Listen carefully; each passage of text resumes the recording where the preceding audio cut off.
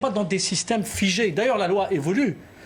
Pour peu que demain, il y ait un trouble à l'ordre public, ce qui est posé dans la loi peut être rediscuté par nos parlementaires. Si demain, on prend connaissance de la réalité véritablement de ce qu'incarne le voile.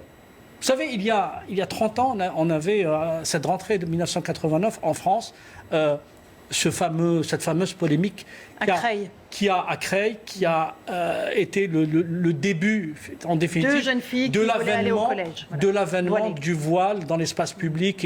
Et ben, regardez ce qui s'est passé. Pourquoi, à votre avis, alors que les musulmans étaient là bien avant, pourquoi les questions du voile ne se posent qu'à partir de 1989 ?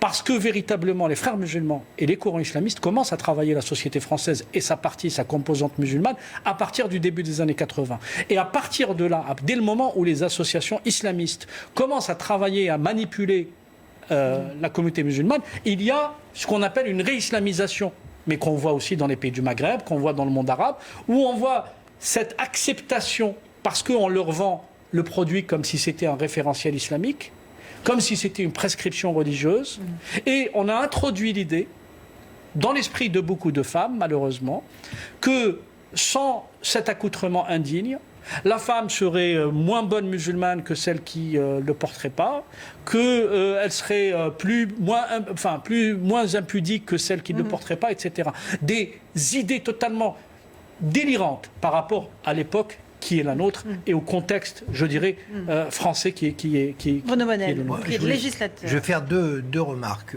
rebondir sur la légende urbaine. Parce que effectivement, le Sénat, et c'était encore une manipulation cette fois-ci politique,